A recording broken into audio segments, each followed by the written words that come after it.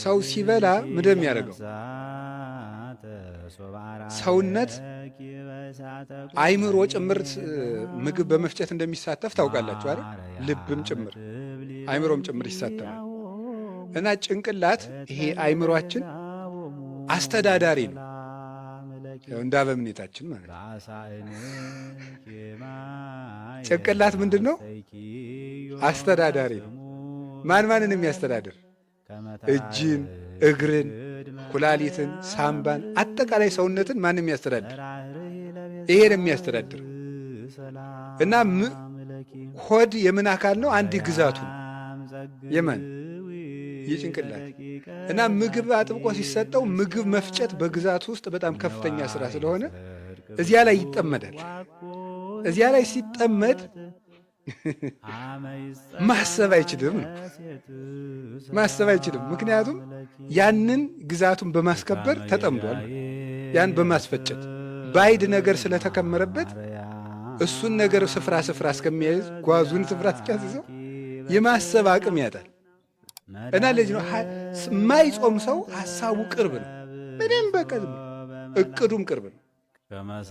እና እንቅልፉ መከራ ነው። ስለዚህ ምን ይላል? አይምሮ ሰውነትን ማንቃት አንድ ስራ ይሆንበታል። ምግቡን ደግሞ ትእዛዝ ሰጥቶ ማስፈጨት አንድ ስራ ይሆንበታል። ስለዚህ ምን ያደርጋል? ሰውየውን ተኛ፣ ቆይ ምግቡን ልፍጨው ይልና ምን ያደርገዋል? አስተኝቶ ይፈጫል። ሰውየውን ያስተኛና ምግቡን ስለሚፈጭ ሰውየው በዛ ጊዜ መነሳት ያቅተዋል። እና የጾመኛ ሰው ሰውነት ንቁ ነው። ጾም እማ ለጸሎት እህታ ለአርምሞ ወጥንት ለኩሉ ገድል ሰናይ። የጸሎት ማር ይስሐቅ ሲናገር ነው። ጾም ምንድን ናት ያለ? የአርምሞ ምኗ ናት? እህቷ ናት። ታላቅ እህቷ ናት። አርምሞን ዝም ማለትን፣ መረጋጋትን፣ መስከንን የምታመጣው ማን ናት? ጾም። እማ ለምን? ለጸሎት። የጸሎት እናቷ ናት። ጸሎትን የምትወልዳት ማን ናት? ጾም ናት። የሚጾም ሰው ጸልይ ነው የሚያሰኝ። አይምሮ የተሳለ አንደበቱ ስል ልቡናው የተከናወነ ነው። ሐሳቡ ክት ነው። ስለዚህ የጸሎት እናት ነቃላን የእንባ ምንጭ ናት። ሁልጊዜ የሚበላ ሰው ማልቀስ አይችልም። በነገራችን የሚጾም ሰው ነው። አሁን ከዓለም እኮ ተቃራኒ ነው። የዚህ ዓለም ነገር እኮ እና ክርስትና እንደተቃረኑ የሚኖረው። አሁን ካልጠጣህ የትኛውን ውሃ ታነባዋለህ ነው አይደል የሚለው። በሳይንስ ቢሆን ኖሮ ብናዋጋ ያልጠጣኸውን የት እንባ ይመጣል? እንዲሁም ቅዱሳን ሲበቁ ውሃ ወደ አለመጠጣት ሲሄዱ እንባቸውን ያደርጋል። እያጸርው ይይዙ ነው እኮ የሚለው። እንባቸው ፈጽሞ የማይቆም ነው የሚሆን እንደ ሰኗ፣ ለዚያውም አይን የማይቆጠቁጥ ያለ ስስት የሚወርድ እንባ ነው የሚኖራቸው። የእነ አቡነ ገብረ መንፈስ ቅዱስ፣ የእነ አቡነ ተክለ ሃይማኖት፣ የእነዚህ ከዋክብት እንባቸው ምንጭ ነው። የክርስቶስን ሕማም እያሰቡ የእንባ ምንጭ የጸሎት እናት የአርምሞ እህቷ ማናት? የጥንት የገድል የተጋድሎ ሁሉ መጀመሪያ ጾም ነው። የተጋድሎ ሙሴ 40 ዓመት ሕዝብን የመምራትን ገድል የጀመረው ምን በማድረግ ነበር? በመጾም ነው የጀመረው። ክርስቶስ ራሱ መድኃኒታችን ኢየሱስ ክርስቶስ ዓለምን የማስተማር ገድልን የጀመረ ምን አድርጎ ነው? መጀመሪያ ጾሞ ነው። ሁሉ ነገር ተጾሞ ይጀመራል። ሁሉም በጾም ነው የሚጀመረው። ለምን? መዳረሻችን ጾም ነው። መንግሥተ ሰማያት ውስጥ የጾም ኑሮ ነው፣ ያለ መብላት ኑሮ ነው። በጾም የተጀመረው በጾም ወደሚኖርበት ሕይወት ያደርሳልና ጾም ማለት እንደዚህ ያለ ጾም ትፈውስ ቁስለ ነፍስ ይላል ደግሞ ቅዱስ ያለ። ጾም የነፍስን ቁስል ምን ታደርጋለች? ትፈውሳለች። ወታጸምም ፍትወታተ ኩሉ ዘሥጋ፣ የሥጋን ፍትወት በሙሉ ጸጥ ታደርገዋለች። አርፈ ቁጭ በል ትለዋለች። ማናት እንዲያ የምታደርገው? ጾም። የነፍስን ቁስሏን የምትፈውሳት ጾም ናት። እንግዲህ ፈውስ ነው፣ ምንጭ ነው ብያችኋል። መላካዊ ሕይወት ነው፣ እግዚአብሔርን የሚያስመስል ሕይወት ነው፣ የመንግሥተ ሰማያት ኑሮ ነው ጾም። ለዚህ ነው የምንጾመው። ፍኖተ ክርስቶስም የገድል መነሻም የጸሎት ምንጭም አጋንንትም አይወዱም። ልንገራችሁ፣ አንድ ሰው ገበታ አለ። ገበታው ውስጥ ውሃ እርጥብ ሲሆን ነው ደረቅ ሲሆን ነው ትንኝ የሚመጣው? እርጥብ ሲሆን ነው አይደለም? አዎ እርጥብ ሲሆን። እንደዚህ ሁሉ ከማይጾም ሰው ሰውነት ማን ይሰበሰባል? አጋንንት ይሰበሰባሉ። አጋንንትን ዝንብ ወይም ትንኝ አድርጓቸው ይሰበሰባል። ከደረቁ አይሰበሰቡ። አጋንንት ከበው የሚያስጨንቁት የማይጾምን ሰው፣ የሚጾምን ሰው አይፈትንም ማለት እንዳልሆነ ሁሉ ማለት እሱ ራሱን የቻለ ጎዳና። ስለዚህ ያስጨንቃሉ። ጥያቄ፣ እሳት እየነደደ እንጨት ብንጨምርበት እሳቱ ምን ያደርጋል? ይጨምራል። እንጨቱን ወጣ ብናደርገው ይጠፋል እንዲህ እሳቱ። አዎ እንጨት ምንድን ነው? ምግብ። እሳት ምንድን ነው? እንደዚያ። ስለዚህ እንጨቱን ወጣ ስናደርገው እሳቱ ምን ያደርጋል? ይጠፋል። ጾም ታጸምም የተባለ ለዚህ ነው። ጭጭ ነው የምታደርገው፣ እረፍ የምትለው እንጨቱን መቀነስ ነው። ይሄ ነው ጾም። ከዚያ አብይ ጾም እንፈታ ነው።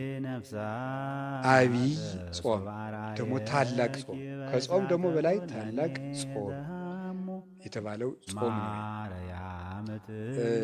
ለምንድን ነው አብይ ጾም ታላቅ ጾም የተባለው የሚለው? እንግዲህ አብይ ማለት ታላቅ ማለት ነው። ጾም ነው፣ ፈታ ነው። ጾም ማለት ይሄ ነው ብለናል። አብይ ጾም ታላቅ ጾም ነው። ለምንድን ነው ታላቅ ጾም የተባለው? የመጀመሪያው የጾመው ምንድን ነው?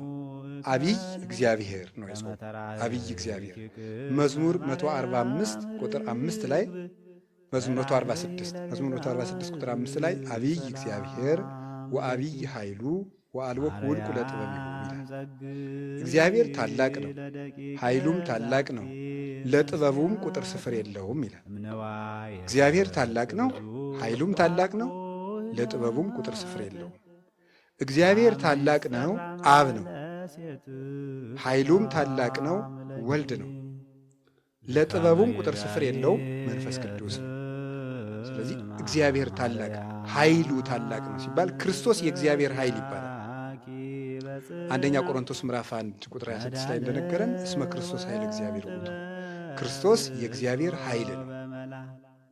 እግዚአብሔር ኃይል ይባላል። የአብ ኃይሉ ይባላል፣ ክንዱ ይባላል።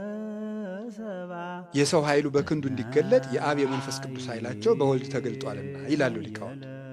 ስለዚህ አብይ እግዚአብሔር ታላቅ የሆነ ገናናው እግዚአብሔር የጾመው ጾም ስለሆነ አብይ ጾም ይባላል። ደስ አይላችሁ? እግዚአብሔር የጾመውን ጾም መጾም ማለት ንጉሱን ተከትሎ መዝመት ማለት እኮ ነው። ዘመቻችን አጋንንትን ለመዋጋት ነው። ንጉሱን ተከትሎ የምንከተለው ንጉስ ደግሞ በረሃብ ብንከተለው ጦም የሚያሳድር አይደለም። ራሱን የሕይወት እንጀራ አድርጎ የሚመግብ ነው። ከክርስቶስ ጋር የጾመ የሚመገበው ክርስቶስ ነው። ከክርስቶስ ጋር የጾመ ሰው ስለዚህ ገናና ጾም የሚያሰኘው የምንጠግብበት ነው። የምንጠግበው ክርስቶስ ነው። ከንጉሥ ጋር የተራበ ንጉሡ በነገሰ ጊዜ የንጉሥ ማዕድ ይሳተፋል። ከክርስቶስ ጋር የተራበ ሰው ክርስቶስን መመገብ ይችላል። ይሄ ጾም የምንራበው ከክርስቶስ ጋር። ጾመ ነቢያትን ስንጾም ነቢያትን የእናንተ ረሃብ ረሃባችን ነው ማለታቸው። እናንተ ጽድቅ ፍለጋ ነው የተራባችሁ ነው። እንሳተፋችኋል አባቶቻችን። ሐዋርያትን ስጾም የእናንተ ረሃብ ረሃባችን ነው። እናንተ ተርባችሁ ያገኘታችሁን ጸጋ እግዚአብሔር ይስጠን። አብይ ጾም ስንጾም ግን እግዚአብሔር ሰው ሆኖ የተራበው ረሃብ ረሃባችን ነው ለማለት ነው። ያንተ ረሃብ ረሃባችን ነው ማለታችን ነው። ይህን የምንሳተፈው የክርስቶስን ረሃብ። ስለዚህ ንጉሥ ክርስቶስ ስለ ጾመው አብይ ጾም ይባላል። በገጠር ሁዳዴ ጾም ይባላል። ሁዳዴ ጾም ሰምታችሁ ታውቃላችሁ አይደል? ሁዳድ ማለት የንጉሥ እርሻ ማለት ነው። ሁዳድ ኮድድ፣ ኮደደ፣ መኮደድ ይላሉ እነሱ ናቸው። እንደፍርት ልታስኮድደኝ ነው ይላል። ኩዳድ እርሻ ሄዷል እገሌ ከተባለ የትልቅ ሰው የባለስልጣን እርሻ ሊያርስዷል ማለት ነው። የንጉሥ እርሻ በዚያ መቅረት በጣም ከባድ። እዚያ እርሻ የቀረ ሰው ሊኖር ነው ላይኖር ነው። ምክንያቱም የማን እርሻ ነው? የንጉሥ እርሻ እና ሁዳዴ ጾም ሰፊ እርሻ ማለት ነው። የንጉሥ እርሻ ሰፊ ስለሆነ አገሩ ሁሉ ነው የሚሰማራበት። ይሄ የንጉሥ ክርስቶስ እርሻ ነው። ይሄ ጾም ንጉሥ ክርስቶስ የጾመው ሰው ሁሉ ለንጉሱ የሚገብረው ከንጉሱ እርሻ በመገኘት ነው። ለክርስቶስ ፈቃዳችን የምንገብርበት ጾም ነው። ለራሱ ለንጉሱ ለክርስቶስ ለንጉሱ በዚህ ሰፊነቱ 55 ነው። በዚህ ተገኝተን ፈቃዳችን ለክርስቶስ የምንገብርበት ነው። በነገራችሁ ላይ ስነ ምግባር አንድ ሊቅ ሲናገር ስለ ምንኩስና ሲናገር ምንኩስና ለመለኮታዊ ፍቅር የምናደርገው ሪያክሽን ነው ይላል። ማለት ምልክት ነው፣ መልስ እንደማለት ነው። አንዳንድ ቃል ስለማይገልጽ ነው ዝም ብዬ እንዳለ ማመጣው ማለት ነው። ግን ድሃ በሆነ ቋንቋ እያርኩት ነው። ምንኩስና ለመለኮታዊ ፍቅር የምናሳየው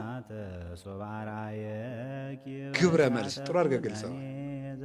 ለመለኮታዊ ፍቅር አንተ ለእኛ እንዲሆንክልን እኛም ለአንተ አንተን ፍለጋ እንዲንሆናለን እንደማለት። ብድር መመለስ አይደለም፣ ፍቅሩን መከተል ነው። ለፍቅር ምልክት ማሳየት ነው። እግዚአብሔር ለሰው ልጅ ላደረገው ፍቅር የምናሳየው ምልክት ነው። ዘመድ ይቅርብን፣ ገንዘብ ይቅርብን፣ ትዳር ይቅርብን ተብሎ አንተ ሁሉን ትተህ እንደመጣ ያንተ ፍቅር ሁሉን ያስተዋል እንደማለት ያለ። ለዚህ ነው የሚመሰረት እንጂ ስጋን ለመቅጣት አይደለም። ጾምም እንደዚህ አንተ ለእኛ ብለህ ተራብክ ተብሎ ለዚህ ረሃብ የምናሳየው የፍቅር ምልክት ነው እንጂ አብይ ጾምን ጾመን የእኛ ጾም ያጸድቀናል ማለታችን አይደለም። የእኛ ጾም ያጸድቀናል ማለታችን አይደለም። ለፍቅሩ የሃይማኖት ሥራ ራሱ ተግባር ስነ ምግባር ማለት አሁን አንዳንድ ሰዎች ይላሉ ከዚህ ከእኛ ቤተክርስቲያን ውጭ ሆኑ ሰዎች ስነ ምግባር እንስራ እንዲናርግ ሲባል በእኛ ሥራ እንድንም በእኛ ሥራ እንድንም ጉጭ ማለት ግን መጎለት ግን ለዚያ ፍቅር ምልክት አለማሳየት ቢያንስ መውደዳችን እንግለጠው እምንሰግደው ለሱ ፍቅር የሱን ፍቅር ለማሳየት ነው እንጂ የኛ ስግደት መንግስተ ሰማያትን የሚገዛልን ሆኖ አይደል። እምንቆመው የኛ ቁመት መንግስተ ሰማያትን ሊገዛት አይደለም። ለፍቅሩ ምልክት ማሳየት በሱ የማመናችን ማህተም ማሳየት ነው። አዎ ቃልህ እውነት ነው፣ ነገርህ የታመነ ነው፣ ለእኛ መሞት የታመነ ነው። ለዚህም የምናሳየው ፍቅር ይሄ ነው። ያንን በጎ ሥራ የፍቅር ውጤት ነው። እስመ ምግባራት ሰናያት የተወለደ ፍቅር በጎ ሥራ የሚወለደው ከፍቅር ነው ይላል ቅዱስ ዮሐንስ አፈወርቅ በድርሳነ ዕብራውያን ሲተረጉም። በጎ ሥራ ከፍቅር ነው የሚወለደው። ለምንወደው ነገር ነው በጎ መልስ የምናሳየው። ለምንወደው ክርስቶስ የምናሳየው ነው አብይ ጾም እና ትንሽ ትልቁ ሁሉንም ጾም መጾም አለበት። ይሄንን ደግሞ በተለይ የእግዚአብሔር ረሃብ ድንቅ ነው በእውነት። የሀብታም ልጅ ቢርበው እንኳን እንዲሁ ያሳዝናል፣ እንዲሁ ሁሉ እያለው እንላለን። እግዚአብሔር የተራበው ረሃብ ነው ይሄ ጾም። ሁሉ እያለው ለሁሉ መስጠት እያበላ የተራቡትን አብልቷቸዋል። ለተጠሙት ውሃ አይደለም ወይንን ያጠጣቸው፣ በኋላ ሲብስ ደሙን ያጠጣ። እሱ ሲራብ የማይደንቀው ሰው ምን አይነት ጭንቅላት ያለው ሰው! ያንን ይዘን ነው የምንጾም። ስለዚህ ካሳ የተካሰበቀ ነው። 40 ቀን ለአራቱ ባህሪያታችን የካሰው ካሳ። ሁለተኛ አብይ የሚያስብለው ለዚህ ነው። ለእኛ የተደረገ ትልቅ ካሳ። አንደኛ በማንነቱ አብይ እግዚአብሔር ነው የሰው። ሁለተኛ ትልቅ ካሳ የተካሰበት ነው። በልተን ላመጣነው ዕዳ ጾሞ እየካሰልን ነበር ክርስቶስ። አንዱ ቤዛችን የሚያሰኘው ክርስቶስ ይሄ እየበላን ነበር ሞት ያመጣን፣ እሱ ጾሞ ካሳ ካሰል እና ትልቅ ዋጋ ነው የተከፈለልን። ሶስተኛ ታላቁን ጠላታችን ነው ድል የነሳልን አይደል? በዚህ ጾም ማን ነው? ዲያብሎስ።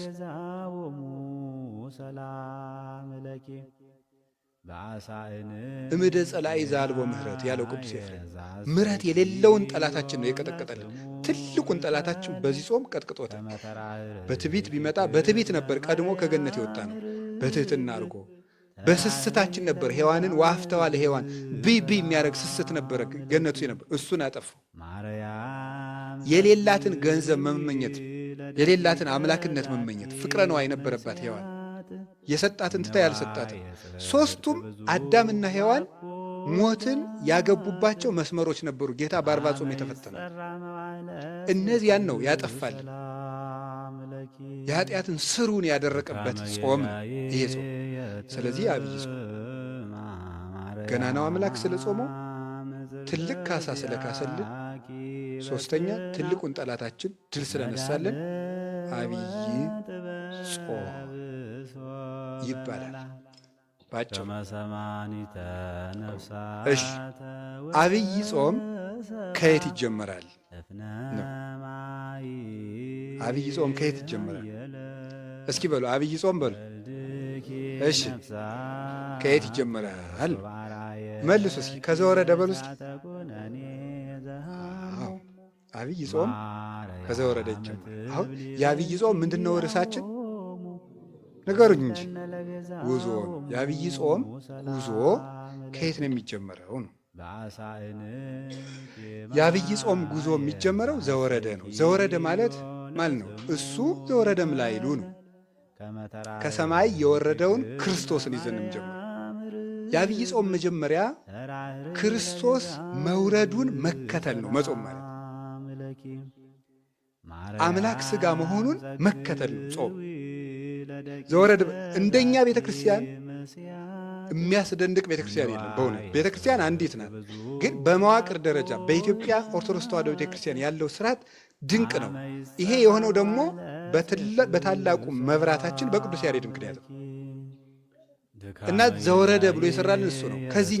ጾሙ ከዚህ እንጀምር ተገልጦለት ነው። ሌሎቹ ዘወረደ አይሉትም፣ ሌላ ስም ነው ያለው በሌሎች አብያተ ክርስቲያናት ስም።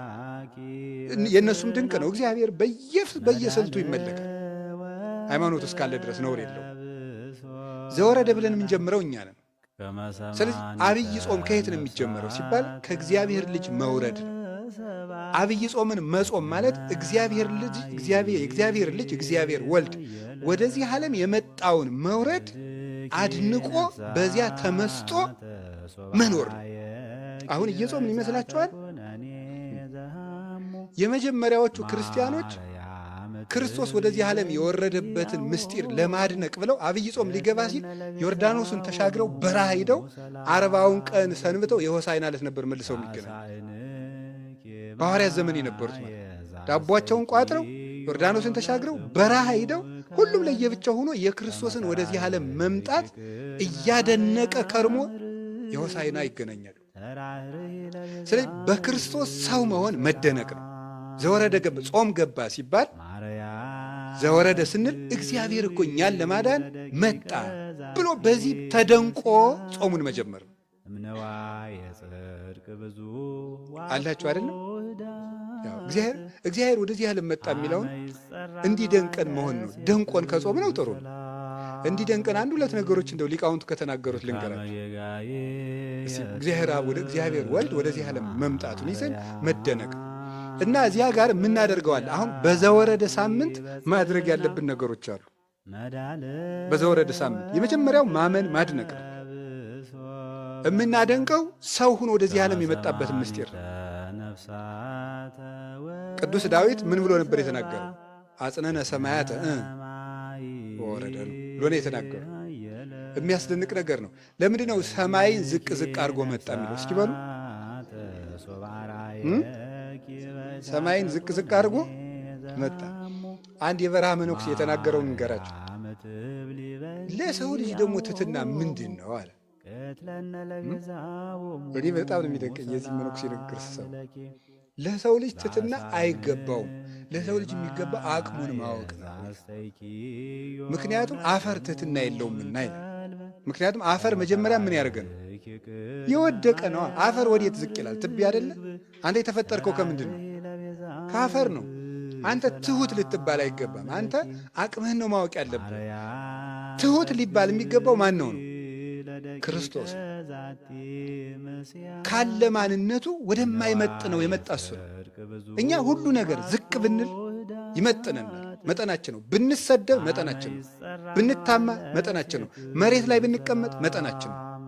ለሱ ግን ሁሉ የማይመጥነው ሁሉ ያለው የሌለው ሆኖ ሲመጣ ነው እንጂ ትሕትና ደግሞ ሰው ምን ትሕትና አለው ይላል።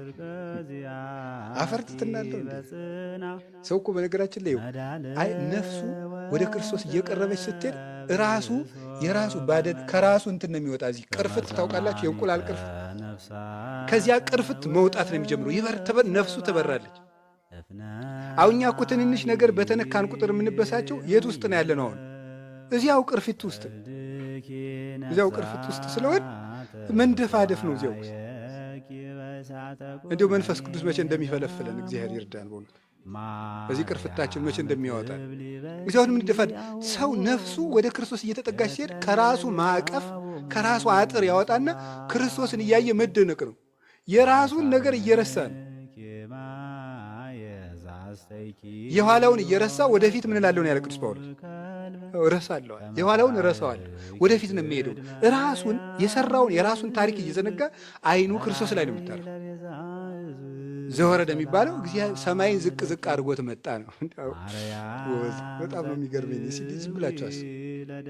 ሰማይን ዝቅ ዝቅ አድርጎ አንተ አሁን ምን ዝቅ ታደርጋለህ? ሰማይ የለ ምድር የለ፣ ምን ነው ዝቅ የምታደርገው? እኔም ማለት እኮ ነው አንተ ስል በነገራችሁ ላይ ማለት ሁላችንም ምን ነው አሁን ዝቅ ማለት ምናችን እናደርጋለን? ዝቅ ያላለ ምን ኑሮን ምናችን ነው ዝቅ የሚለው? ሰማይን ዝቅ ዝቅ አደረገው እኮ ያለው ምንድን ነው? ቅዱስ ዳዊት የሚለው አረ ልብ በሉ እያለ እኮ ነው። ምኑን ነው ዝቅ ዝቅ ያደረገው? ትልቅ ትልቅ ነገሩን እኮ ዝቅ አድርጎት መጣ ነው። ሰማይ እንጂ ስለ ሰማይን ይዞት ይወርዱ አይደለም። ሰማይ ወደዚህ ዝቅ ቢል አትደነቁ? አሁን የሰማይ ዝቅ እያለ ቢወርድ አይደንቃችሁ? አይገርማችሁ? ክርስቶስ ከዚህ በላይ የሆነ ነገር ነው ዝቅ አድርጎ የመጣ። ልዕልናውን ዝቅ አድርጎ ምልአቱን ወስኖት ርቀቱን አግዝፎት ዝቅ አድርጎ ሰማያት ያላቸው እነዚህ ናቸው። ምልአቱ፣ ስፋቱ፣ ርቀቱ፣ መንግስቱ፣ እበዩ፣ ልዕልናው ብለው 7 ያደርጓቸዋል። እነዚህን ነው ዝቅ ያደረጋቸው። እንዴ ንጉሥ እኮ ከድሃ ቤት ምሳ ሲበላ ብናየው አይደንቃችሁ? እፎ ቤተ ነዳይ አደረክም ምስኪን። እንደ አንድ ንጉሥ እንዴት ያሉ ንጉሥ ናቸው! ቆሎ እኮ በሉ ተብል ይደነቅ። እኔ ቤት እኮ ቅራሪ ቀመሱልኝ ተብሎ ነገ የሚፈርሰው ሰውዬ በሦስተኛው ቀን ብንሄድ አፍንጫችን ይዘን የሚያስመልሰን ሰውዬ እኮ ነው ንጉሡ ነው የሚደነቅ። ክርስቶስ ዝቅ ብሎ በእኛ መንደር ሲመጣ አይገርማችሁ? በእኛ መንደር ሲመጣ የእኛን ልብስ ለብሶ እንደኛ እያለቀሰ እንደ ሕፃናት እታች ወከመ ሕፃናት በከየ እንደ ሕፃናት እያለቀሰ ሰው ታቅፎት እንዲሁ ጾም እኮ ይሄ ነገር ነው። ዘወረደ ጾሙ እዚህ ነው የሚጀመረው። በዚህ ስትመሰል ጾሙ ደስ ይልሃል ማለት ነው። በዚህ ነው የምንመሰል። ይሄንን ነው ሊቃውንቱ ያደነቁት። ዘያገምሮ መካድ አግመረቶ ድንግል። ቦታ የማይወስነውን አምላክ ማን ወሰነችዋል? ድንግል ወሰነችው። ባይል ዘይሁብ ብኢለ ኮነነ ዳይ በእንተ ሥርዓተ ትስብእት። ለሁሉ ሀብትን ባለጸጋን የሚሰጥ እሱ ሰው ስለመሆኑ ምን ሆነ አለ? ድሃ ሆነ። ከምዕባል አነ በንዴተ ዚአሁ፣ በሱ ድህነት እኔ ባለጸጋ እሆን ዘንድ እርሱ ስለ እኔ ድሃ ሆነ። ቦታ የማይችለው አምላክ እርሱ አንዲት ድንግል ታቀፈችው። ነሳይኩ አርአያሁ ወያቀብክዎ፣ እሱ መልኩን ሰጠኝ እኔ ግን አልጠበቅኩትም ነበር አለ። ነሳ ሥጋዬ፣ ሥጋዬን የኔን ሥጋ ለብሶ መጣ። ወረሰየው ለሥጋዬ ዘይመውት፣ የኔን ሥጋ የማይሞት የማይፈርስ የማይበሰብስ አደረገው ይላል ቅዱስ ጎርጎርዮስ ሃይማኖተ አበው ምዕራፍ 61 ቁጥር 34 ላይ ሲናገር። ይሄ ነው የሚያስደንቅ። ቦታ የማይችለው ጌታ በአንዲት እዚህ ታገሰ ለተጸንሶ ይለዋል ቅዱስ ቄርሎስ። ቦታ የማይችለው አምላክ ከእናቱ ሆድ 9 ወር ከ5 ቀን ታግሶ በቅታው ቁጭ ሲል ያድንቀል፣ ያስደንቃል። እናቱም ትደንቀናለች፣ እሱም ያስደንቀናል። ከርሰ ድንግል አቤ ወተለዓለም ሰረገላ ኪሩቤል ወተሰብሐም ሱራፊል ይላል አባ ጊዮርጊስ። የእመቤታችን የቅድስት ድንግል ማርያም ማኅፀን ከኪሩቤል ሰረገላ በለጠ፣ ከፍ ከፍ አለ፣ ሱራፌልንም ላቃቸው ይላል። እንዴት ያለ ማኅፀን ነው! የእሱ መውረድ የእሷ መወሰድ የሚያስደንቅ። ቅዱስ ዮሐንስ አፈወርቅ እንዴት እንደሚል ደግሞ ምንተ እብሎ ምንተ እነብብ እስመ ብሎ የመዋዕል ኮነ ሕፃን። ቀዳማዊ እርሱ ሕፃን ሆኖ ታይቷልና ምን ልናገር እችላለሁ? ዘይነብር ዲበ መንበር ልዑል ወዘይትለዓለም ሰማየ ሰማያት፣ ከሰማያት በላይ ባለ ሰማይ የሚኖር እርሱ ተወዴ ውስጥ ተጎደ፣ በበረት ውስጥ እሱ ተጣለ። ስለዚህ ነገር ምን እናገራለሁ?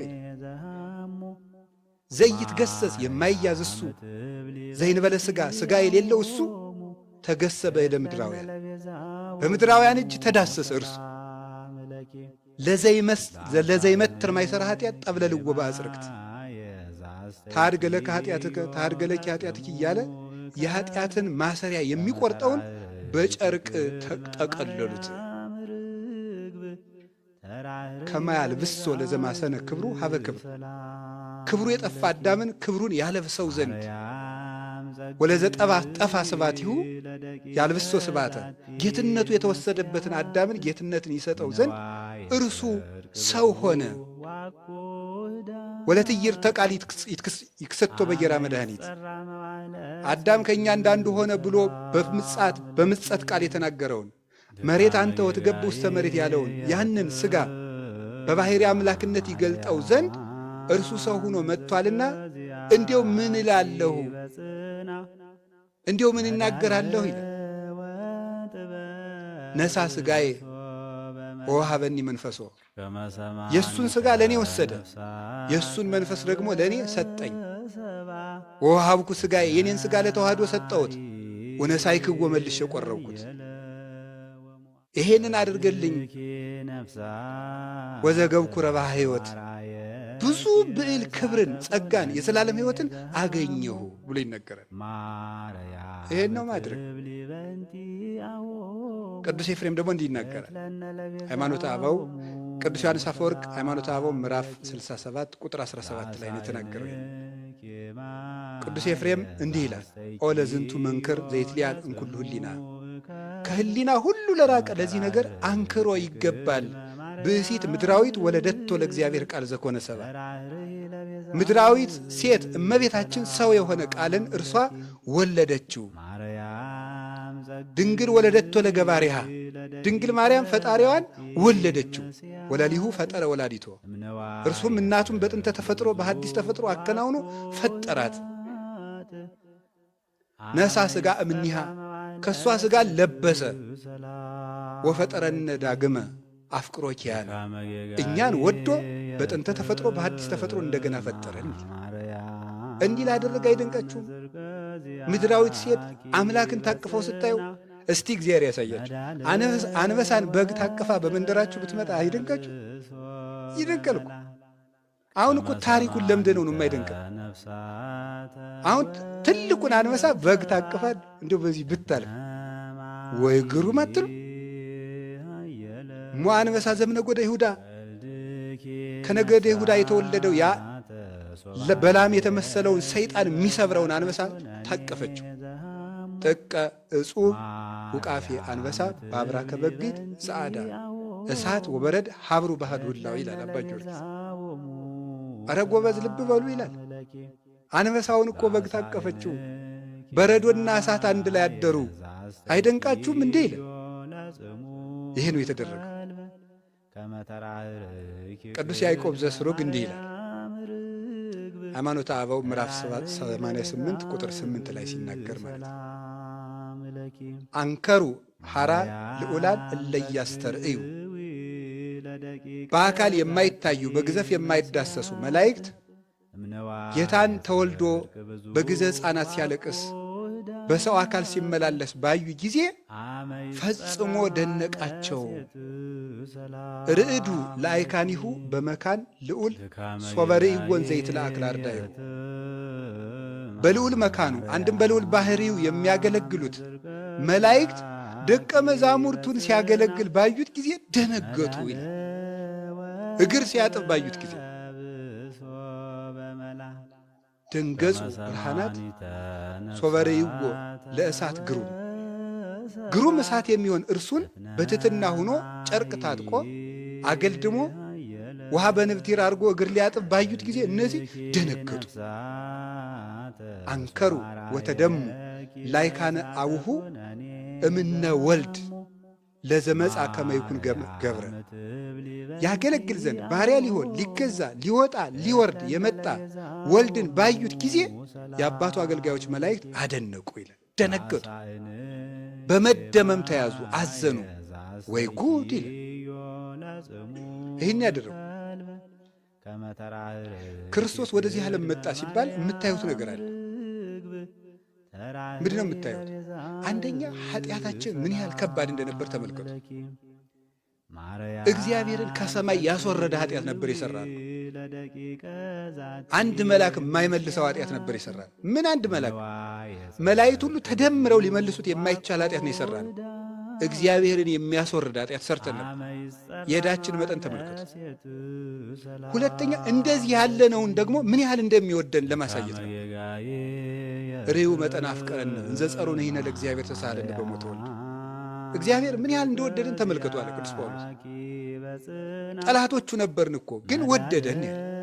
አኮ በአምጣነ ጌጋይነ ዘኮነነ ሐሳበ ጸጋሁ ለእግዚአብሔር።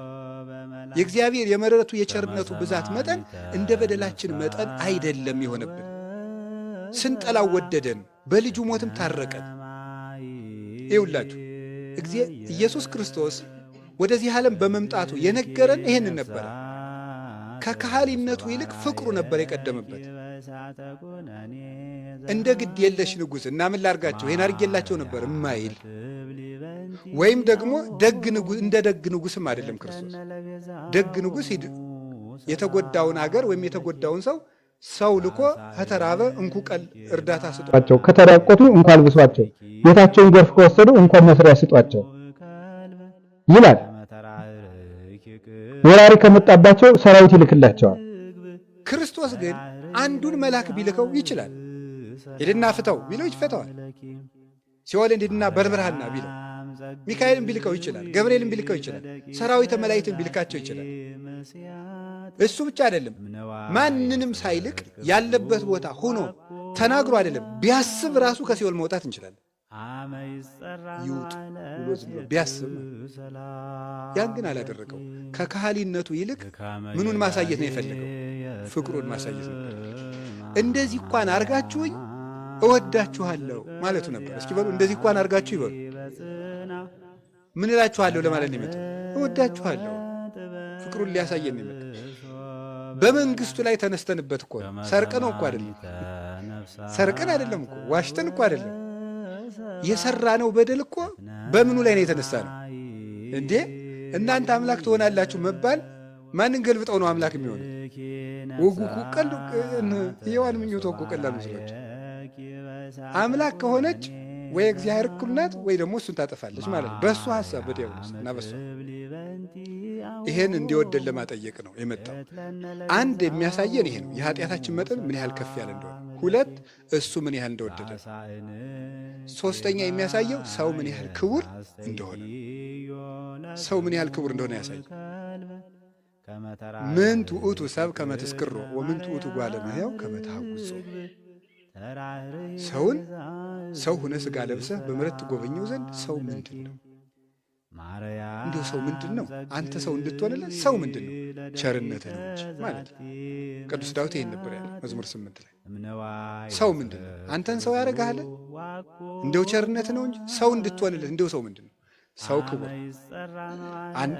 የቅዱስ ዳዊት አንክሮ ነው፣ ጥያቄም አንክሮው ሰው ምን ያህል ክቡር ቢሆን ነው አንተ መጣ ምን ያህል ክለት ማለት ነው። አንድ ፍቹ የሞት ክለት። አንተ በአንተ ደም የተገዛ ሰው ምን ያህል ክቡር ቢሆን ነው እንደማለት። ኧረ ሰው ምን ያህል ነው? ይገርማችኋል። አንድ ሰው ሀብታም ቢሆንና ምን ያህል ቢወዳችሁ ምን ሊያደርግላችሁ ይችላል? በግ ሊያርድላችሁ ይችላል። ክርስቶስ በግ አይደለም ያረደ፣ የገዛ ስጋውን ነው የሰጠ፣ የገዛ ደሙን ነው የሰጠ። ዘወረደ ማለት ይሄ እኛን ሊያድነን እንዲህ ብሎ ከሰማያት ወረደ። እንዴት እንደሄደ ተመልከቱት። ከልዑል መንበሩ መጣና የሴት ልጅ ለመሆን መጣ። በጣም ነው የሚያስደንቀው። አሁን እኛ ብሎ እናደርገዋል።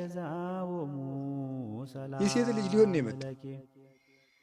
ማኅፀኗ ሊያድር ጡት ፈጥሮ ጡት ይለምናል። ይገርማል እኮ የፈጠረውን ጡት ለምኖ ይጠባል። በፈጠረው ጀልባ ለምኖ ይታዘላል።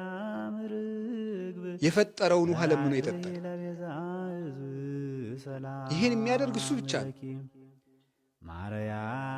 መጣና ሰው ሆነ። ከዚያ ምን አለ? በእናቱ ማኅፀን መኖሩማ ድንቅ ነው። እሷ ንጹሕ ንጽሕት ምንም ነውር የሌለባት ነው። እሱስ ጥሩ ነው፣ ይሻላል። ተወልደ በተድላ መለኮት ብሏል ቅዱስ ያሬድ ተወልደ በተድላ መለኮት ለመለኮቱ በሚገባ መለኮቱን በምትገልጥ በድንግል ተወለደ ማለት ለመለኮቱ ባህሪ ምልክት በምትሆነውና ተወለደ።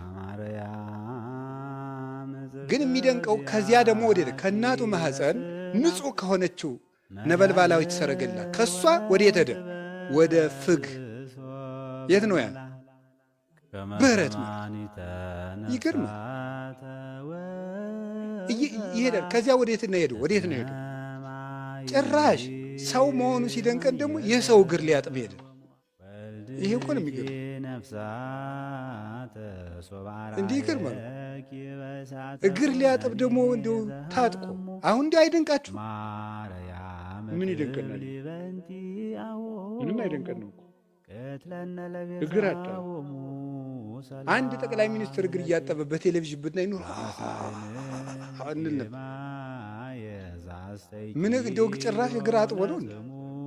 ረኛ እንደውና ምን አሸረግደ እግር ማጠብ እንዲሁ ታምር እኮ ነው። እግር ከማጠብ ደግሞ ምንድን ነው ያደረገ? በውርደት ወደ መሞት ነው ሄደው። ሰዎች የሚሞቱትን የመጨረሻውን የውርደት ሞት ወደ መሞት፣ ለሱ ግን ክብሩን ቀልጦበታል። ልብሱን አውልቆ ወደ መሞት ሄደ። ደግሞ ልብሱን ታጥቆ እግር አጠበ ብለን ሲደንቀን ልብሱን አውልቆ ወደ መሞት እርቃኑን ወደ መሰቀል ሄደ። ከዛ ወደ መቃብር ወረደ። እስከ የት እንደሚወርድ እያያችሁት ወደ እመቤታችን ማኅፀን ከሰማይ ወረደ ብለን እንደነቀን ወደ እመቤታችን ማኅፀን ወረደ ብለን እንደነቀን። ከዚያ እሷስ ድንቅ ንጽሕት ናት። የኃጥአንን እግር አጠበ። ይሄንና ደግሞ ጭራሽ ልብሱን እስካውልቆ ምራቅ እስኪተፋበት ድረስ ወረደ። ከዚያ ደግሞ ጭራሽ እስከ መቃብር ወረደ። ግን በጌትነቱ ተነሳ። ዘወረደ ማለት ይሄ ነው። ይሄንን እያሰብን የምንጾመው ጾም እንዲህ የሆነውን ጌታ ለመከተል ነው የምንጾመው። ቅጣት አይደለም ጾም። ይህ ስጋችን ለመጎሰም ምናምን ለእሱ አይደለም ጾም። ይሄ ፍቅር ነው የሚያጾመን። ከቃሉ ጋር ነው እና በዚህ በዘወረደ ሳምንት ምንድነው ማድረግ ያለብን? ትሁት ነው። ምን መሆን ያለብን? ትሁት መሆን አይቻልም አላልክም? ቅድም ብላችሁኛል። ይሄ የሊቁ መደነቅ ነው። እሺ የቅድሙ ትህትናን የመጨረሻ እንደውም ትሁት ምናምን ነኝ ብሎ እንዳያስብ ጭራሽ አውርዶ ለመፈጥፈጥ የተመስጦ መጨረሻ ነው እንጂ ትሁት ይኮናል። እና በዚህ ከዘወረደ እስከ ቅድስት ባለው ሳምንት ሁለቱን እሁድ ነው ዛሬ አንድ ላይ እያስተማርኩት ያለ በቅድስት ቀን ማለት። ምክንያቱም ሳምንትም ሌላ ጉባኤም ነበረ፣ ያ ችግር ነው። ስለዚህ በዘወረደ ሳምንት የምናደርገው ምንድን ነው? ኧረ ዛሬ በኋላ ማድረግ ነው፣ ችግር የለም። ሳምንቱ አልፎ ትሁት መሆን ትሁት መሆን በሉ ትሁት መሆን። ዘወረደ ብሎ የሚጾም ሰው ትሁት መሆን አለበት። እንዲሁ በዘንድሮ አብይ ጾም የምንመካው በምን እንመካለን? እውቀት ያለው በምን ይመካል? በማወቁ ይመካል። ዘር ያለው በምን ይመካል? በዘሩ ይመካል። የእናት አባቱን ዘር እየቆጠረ በሀገሩ በዘሩ ይመካል። መልክ ያለው በምን ይመካል? በመልኩ። አንዳንድ መልከኛ እንደውም መልኩን ሌሎች ሰዎች እንዲነግሩት ከፈለገ በደንብ ሰሞኑን አመድ መሰልኩ እናንተ ምን ለማለት ይመስላችኋል? መልኩን በደንብ እንዲነግሩት፣ ኧረ እናቴ አንተ እያበራ ነው እንዲባል አይነት ወይም ደግሞ በቃ እንደዚያ እና መልክ ያለው በመልኩ ይመካል። ሀብት ያለው በሀብቱ ይመካል። ገድል ያለችው ደግሞ በምን ይመካል? በገድሉ ይመካል። በትንሹ በትንሹ አብሶ ከኛ የባሰ ሰው ካየንማ አይጣል አይደርስም። ትህትና ማለት ምን ማለት ይመስላችኋል? ሁልጊዜ እናገረዋለን። ትህትና ማለት ራስን ከማንም ሰው በታች ማድረግ። ማንም የሚለውን አረፍተ ነገር ተመልከቱት፣ እዩት። ከማንም ሰው አሁን እጄ ፓትርያርኩን ጫማቸውን ብስም ትህትና ነው? ልክን ማወቅ ህግ ነው። ይሄ ሲጀመር ርት ነው፣ ህግ ነው እንጂ ትህትና አይደለም። እና ድሮ ስላልስም ነው ፓትርያርክ አባት ይመስላል። ይሄ ትህትና አይደለም።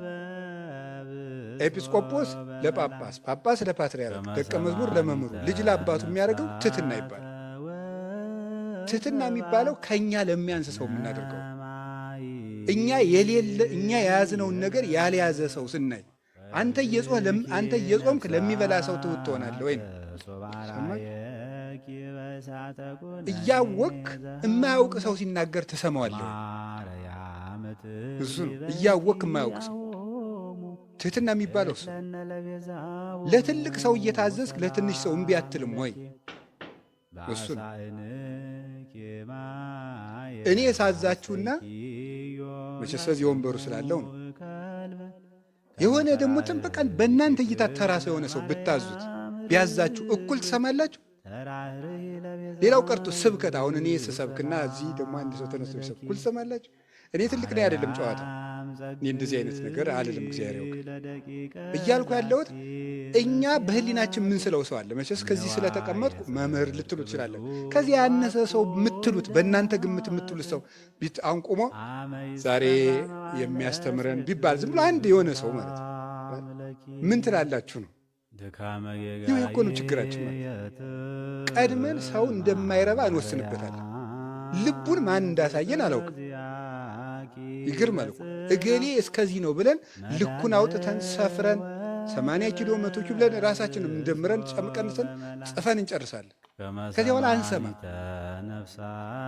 አንዳንድ ጊዜ ከኛ ከናቅናቸው ሰዎች እውነት ይገኛል። ሶስና ስትገደል ታውቃላችሁ። ልትገደል ተብሎ ሲፈረድ አንድ ወጣት ልጅ አይደል እኔ ከዚህ ሴት ከደሟ ንጹሕ ነኝ ከረበናቱ ሁሉ ይልቅ ዝም ብሎ ከወጣቶች ጋር ያለ አንድ ልጅ እስከዚያ ተሰምቶ የማያውቅ ልጅ ማን ነው? ዳንኤል ነው። እዚያ እኮ ነው ልዕልናው የተገለጠ።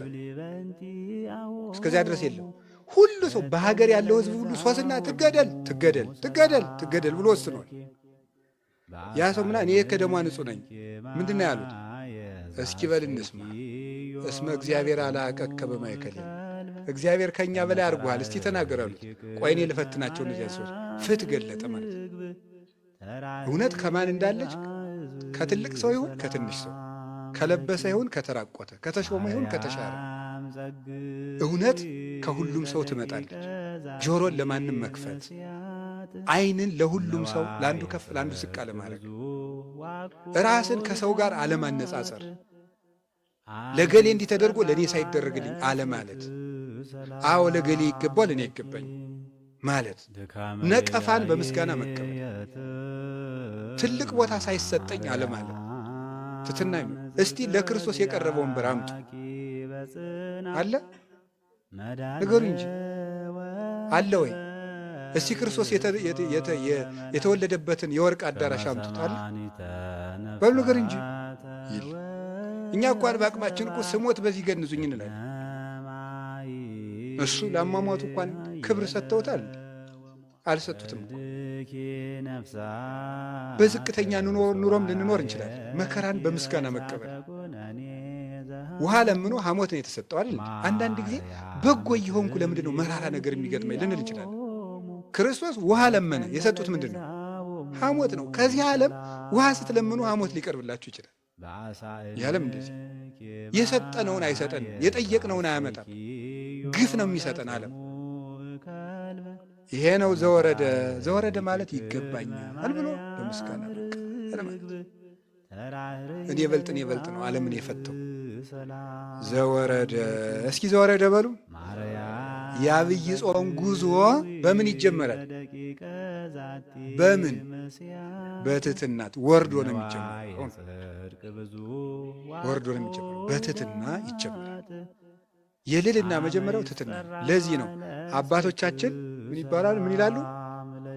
ትሕትና የትሩፋት ሁሉ ምንድን ናት ይላሉ? መሰረት ናት ይላሉ። ቤት ሲሰራ መጀመሪያ መሰረቱ እንደሚጣለው የጸና አለት የሚባል ነፋስ ገብቶ የማይጥለው ቤት የሚባለው ትሕትና መሰረት ላይ የቆመ ሰው፣ እሱን ገፍታችሁ መጣላችሁ እና የዐቢይ ጾም ጉዞ በትሕትና ይጀመራል። ዛሬ ማን ነው? አቤት ቅድስት ነው። ትሑት ሆነን ምን ማድረግ አለብን? ጾማችን ከሌላው ጾም የተለየ ንጹሕ መሆን አለበት ነው። አሁን ቀጥሎ በሁለተኛው ሳምንት የሚመጣው ምንድን ነው? ንጽሕና ነው። በመጀመሪያው ሳምንት ትሕትና ነው የሚመጣው። በሁለተኛው ሳምንት ንጽህና ነው። ንጹህ መሆን ራስን ማንጻት ነው። ራስን ማንጻት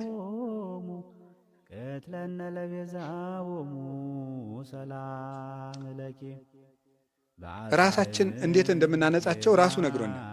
ሶበ ትጸውሙ ኢትኩኑ ከመ መደለዋን እስመ እሙንቱ ይትመጸለው ወይቈጽሩ ገጾሙ ከመ ያእምር ሰብእ ከመ ጾሙ። ስትጾሙ እንደነማን አትሁኑ ነው ያለ። እንደ ግብዞች አትሁኑ። እነሱ ሰው እንደ ጾሙ ያውቅላቸው ዘንድ ፊታቸውን አጠውልገው ምን ይላሉ? ይታያሉና ነው። አንትሙሶ ሶበ ትጸውሙ ቅብኡ ርእሰክሙ ወሕጽቡ ገጸክሙ ከመ ያእምር ሰብእ ከመ ጾምክሙ። እናንተ ግን ስትጾሙ አለ ምን አድርጉ አለ? ራሳችሁን ተቀቡ፣ ፊታችሁን ታጠቡ። እንደዚህ አድርጋችሁ ጹሙ ነው። ሰው እንደ ጾማችሁ እንዳያውቅ ዘእንበለ አቡክሙ ዘበሰማያት ማእምረ ኅቡዓት፣ የተሰወረውን የሚያውቅ ከአባታችሁ በቀር ማንም እንዳያውቅባችሁ ራሳችሁን ተቀቡ፣ ፊታችሁን ታጠቡ። በሁለተኛው ሳምንት ክርስቶስ እንድናደርግ የሚፈልገው ንጽህና ነው። እሺ የመጀመሪያው መንጻት ያለብን ከምንድን ነው? ከግብዝነት። ሶስት ነገሮች ናቸው በዚህ ዕለት የታዘዝ ነው። እዚህ ወንጌል ላይ በዕለቱ በተነበበ ወንጌል በቅድስት የምናደርገው የመጀመሪያው ግብዝነት ይባላል። እስኪ በሉ አቤት። ግብዝነት ማለት ምን ማለት ነው? በመጽሐፍ ቅዱስ ግብዝነት 1 3 4 ፍቾች አሉት። ልንገራችሁ። ግብዝነት አንደኛ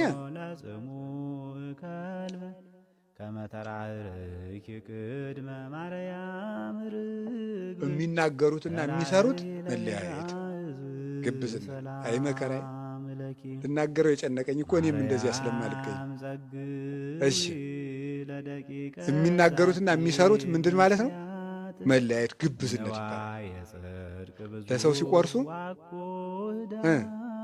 አያሳንሱ እንደማለት ያለ ምን ይላል? ይሄን ጌታ ሲናገር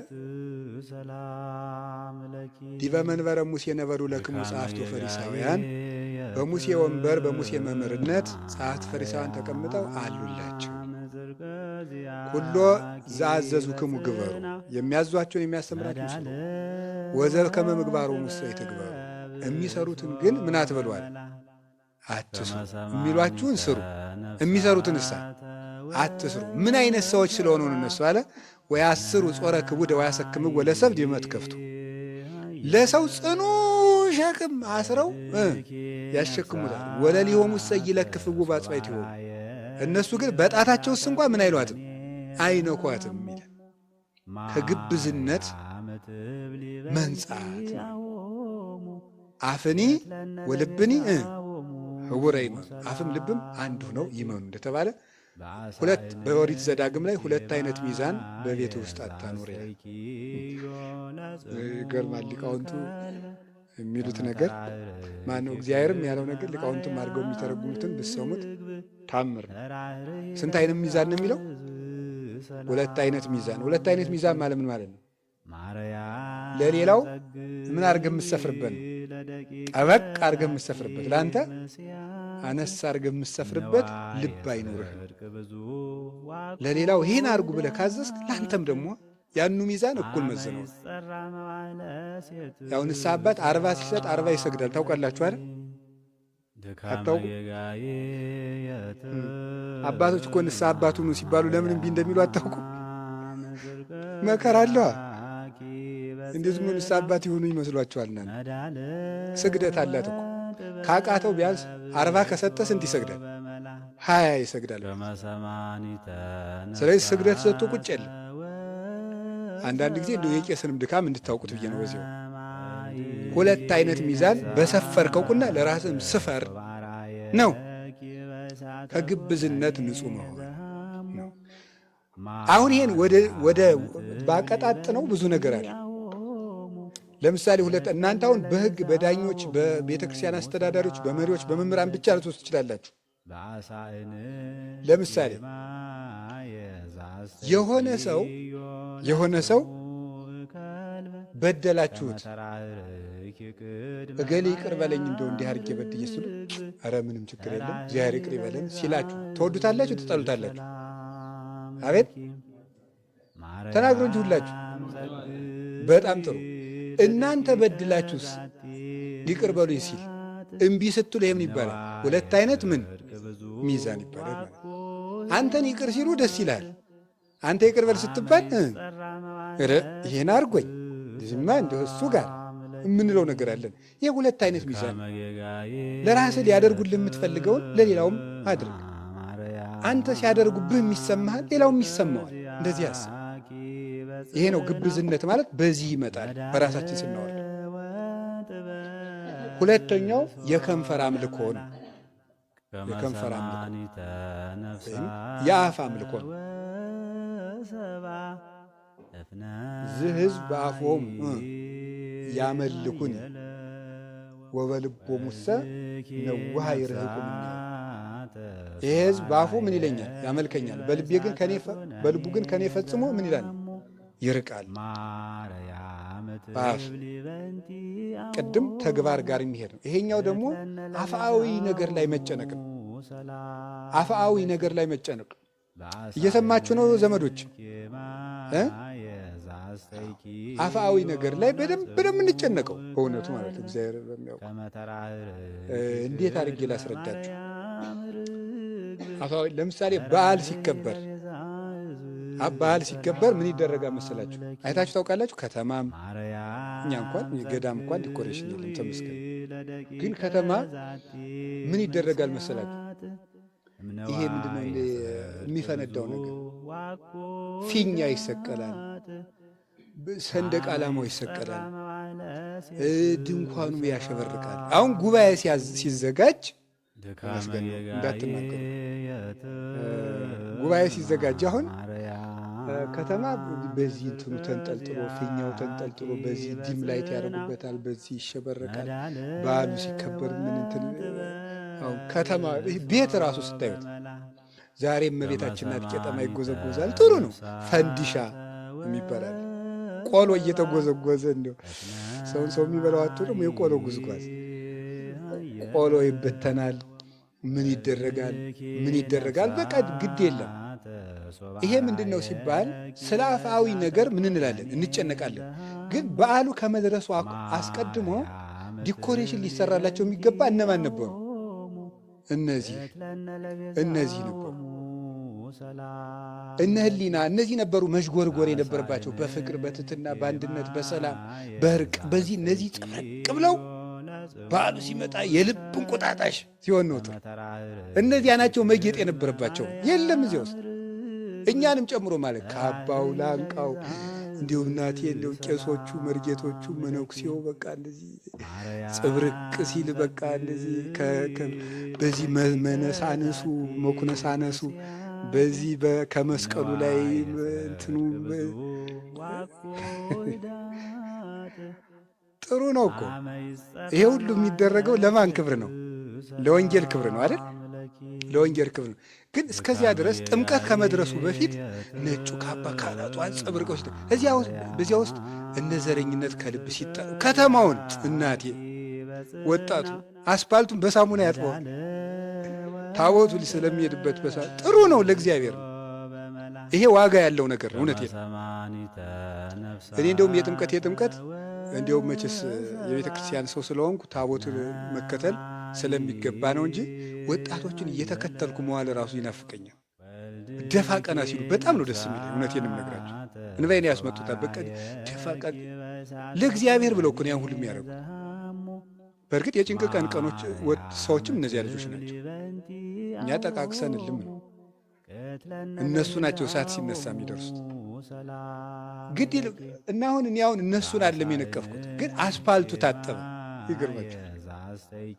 እኛ ግን እንደረከስ ቂም እንደቋጠር ምን እንዳል አፋዊ ትኩረት አሁን ቤተ ክርስቲያናችን እዚህ ላይ እየበዛች ነው የመጣችው።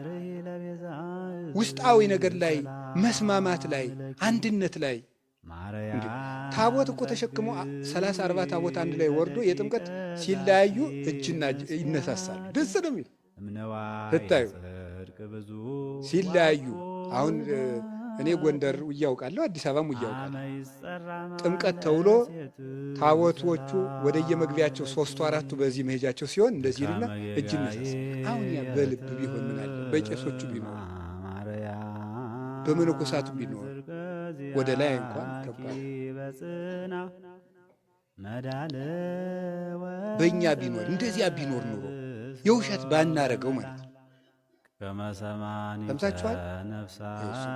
የምንለው ነገርና ይሄ ንጹም ጾመ ወናፍቅር ቢጸና ብለን ሲያበቃ ይል እና እንግዲህ አፋዊ ነገር አሁን በዓላት ሲመጡ ባለተራ ደብር የሚያወጣውን ብር እግዚአብሔር ይወቅ። ለዚህ ዓመት ብቻ የሚወጣው ብር ስንት ዕዳ ያሳድራል? ሰማችሁ? የመጋረጃው አይነት በመለዋወጥ ነጭ የነበረውን ዘንድሮ ቀይ እናርግ፣ የሚቀጥለው ዓመት እናርግ። ጥሩ ነው ውስጦች ይሁን። እኔ አሁን የሚቀድመው ይቅደም ነው እንጂ ይሄ ሁሉ ነውር ነው አላልኩም። ለእግዚአብሔር እንኳን ጨርቅ መጋረድ እንዲሁ ልባችንስ ቢጋረድ ያንሰዋል እንዴ? ለእግዚአብሔር ምን የእኛ ስጋ ራሱ እንዲያለ እስፋ ስጋዬን ልዘርጋልን ያለ ቅዱስ ዳዊት ስጋዬን ልዘርጋው እንዴ በምድረ በዳ ነው ያለ። እንዲያስ ብናደርገው ምን አለ? እንዲሁ እጀስ ተወጥሮ መጋረጃ ቢሆን ለእግዚአብሔር ይበዛበት አይበዛበትም? የሚቀድም ግን አለ። ዋናውን ትተነዋል። ዋናውን ንጽሕና መደሉ ቅድመ እጽቦ ለጽዋ ወለፀሐይ ልንተ ውስጡ። አንተ መደሉ፣ አንተ ግብዝ አስቀድመህ ጽዋውን ምኑን እጠበዋል? ውስጡን እጠበው። ከዚህ በኋላ አፋውን ታጥበዋል። ውጫዊ ንጽሕና ላይ ብቻ ትኩረት ማድረግ፣ ውስጣዊ ነገር ላይ ምንም። እንደዚህ ይሄ የከንፈር አምልኮ የአፍ አምልኮ እና አፍአዊ አምልኮ እንደዚህ ያለው ነገር ምን ይባላል? በሉ እንጂ አቤት ግብዝነት። ሶስተኛው ምን እያደረጉ ነው መሰላችሁ? ከሌላ ሰው ጋር የራስን ጽድቅ ማነጻጸር። ይሄ ምን ይባላል? ግብዝነት። ከሌላ ሰው ጋር ሉቃስ ወንጌል ምዕራፍ 18 ላይ ያለው ሰውዬ ማለት ነው። ምንድነው ያለ? ከፈሪሳዊ እዚያ ከቀራጩ ጋር ቆሞ ምንድነው ያለ? ተመስገን ጌታዬ፣ እንደዚህ ሰውዬ ያላረክ እኔ ቢያንስ ከሳምንቱ 2 ቀን ጾም።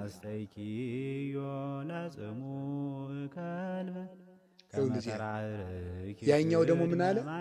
አንተን ቀና ብሎ እየማየት አልችልም ብሎ ዝም ብሎ እኮ ነው የቆመው እንደዚህ ብሎ። ያኛው ደግሞ ቀና ብሎ ድፍረቱ ኃጥአንን ፍየል አላቸው አለ። ፍየል ስትሄድ ምን ብላ ነው ያለ? ቀና ብላ ነው። ኃጥአንም ምኖች ናቸው ነው ያለ? ትዕቢተኞች ናቸው ነው። ቀና ብሎ ደግሞ አደፋፈር። እንደዚህ ሰው እያላረክ ተመስገን እኔ ስምህን እጠራለሁ እንደዚህ የሚል ሰው ሰብታችሁ ታውቃላችሁ? ዘፋኞቹን በጭፈራ ቤት ሲያይ ያን ዱርዮች ምናምን ኧረ ተመስገን ቢያንስ ሰንበት አስቀድሳል ምናምን የሚል ሰው አለ። የሚሽሞረሞር ማለት ነው። እንደዚህ የሚባል ነገር የለም። ጸሎቱ ተሰምቶ የተመለሰ የትኛው እንደሆነ ታውቃላችሁ? የትኛው ነው ዝም ያለው? እንደዚህ ነው። እንዲሁም አባ ጊዮርጊስ ይናገራል። እንደ 2 ውሾች ይላል። 2 ውሾች እየሮጡ ሄደ። አንዱ ባፉ ምን ይዟል? እንጀራ ይዟል። እንጀራ ይዞ አንደኛው ሊቀማው ሲሮጡ ወንዝ ላይ ይደርሳል። ወንዝ ላይ ሲደርስ እንጀራ ያዘው ውሻ ሲያይ ምን ውሻ የምን ውሻ ነው? የደሙ እንጀራ ይዟል። ሌላ መስሎት የሌላ ውሻ እንጀራ ሊቀማ ሲል የራሱ ሲወርቅ ማለቀም ያደርገዋል። ይሄኛው ሰው ቤቱን ምን ብሎ ተረጎመው? መመጻደቅን ተንኮልን ምናምን ይዞ ቤተ ክርስቲያን ውስጥ የሚጸልይ ሰው አለ። የደንቆሮ አምላክ ይቅር በለኝ ብሎ ደግሞ እንዲህ ያለው ሰው አለ። የጸሎቱን ዋጋ ማን ነው ዞት የሚሄድ? ያኛው ውሻ ነው ዞት የሚሄድ። ቤተ ክርስቲያን ውስጥ ቁሞ ራሱ ሌሊትም ብሎ ቀጥ ብሎ እየጸለየ ተመጻዳቂ ከሆነ የጸሎቱን ዋጋ ማን ዞ ይሄዳል? እጎኑ ዝም ብሎ ጌታዬ ማረኝ የሚለው እሱ ዞ ቤቱን። እንደዚህ የሚያደርግ ሰው ከጸሎቱ አንድ የሚጠቀም አይምሰለው ይላል አባ ጊዮርጊስ። እና እየተመጻደቁ ስለሆነ ጸሎቴን ላቋርጠው ብትሉ አታቋርጡት። ምክንያቱም ጸሎቱን ካላቋረጣችሁት ጸሎቱ ራሱ እንዲህ ከማለት ያድናል። አይደል? ከምጽድቅ ቢያንስ ደግሞ ያድንና ሌላ ቀን ወደ መሰማት ያደርሳል። አንድ ዝም ብሎ ሞኝ ነው አሉ ሄዶ የድጓውን መምህር የንታ አቤት ድጓ ምን ያደርጋል እንዲህ ከማለት ያድናል አሉታል። ምን ድጓ ምን ያደርጋል ከማለት ያድናል ድጓ አሉታል። ስለዚህ ዝም ብለን ስንጸልይ ከምን እንድናለን? ከእንደዚህ ያለ መመጻደቅ እንድናለን። ስለዚህ ግብዝነት የሚባለው ይሄ ራስን ከሰዎች ጋር እያነጻጸሩ ከነገሌማ እኔ በቁርጡ እኔ አልሻለም።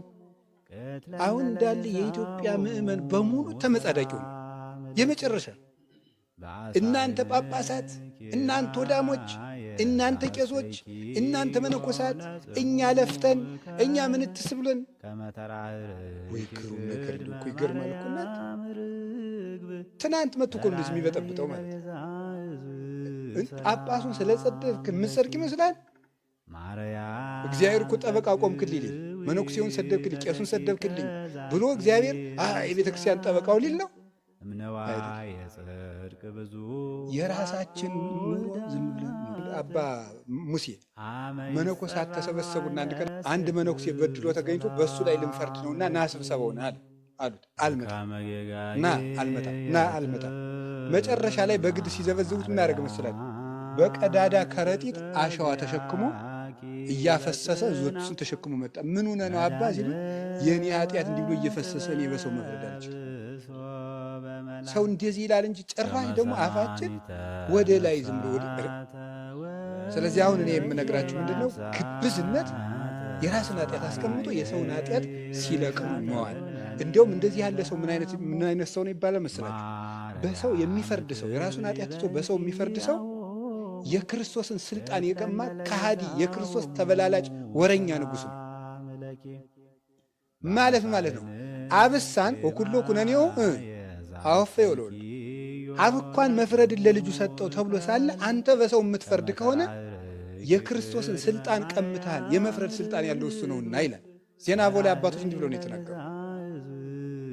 ስለዚህ ከግብዝነት እግዚአብሔር ያወጣል። ሌላ ደግሞ አለ። ሌላው ደግሞ ምንድነው? ትልልቁን መዋጥ ትንንሹን ማጥራት። ትልልቁን መዋጥ ትንንሹን ማድረግ ማጥራት።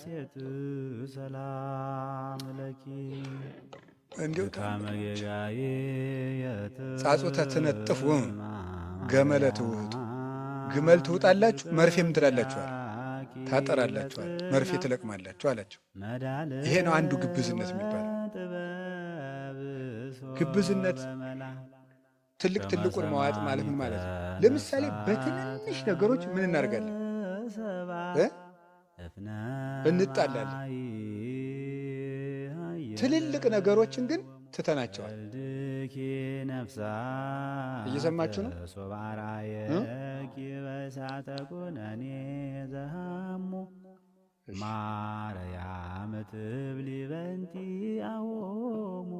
በቃ እንደሱ። ለምሳሌ እንገራችሁ፣ ቡና ይጠጣል አይጠጣም?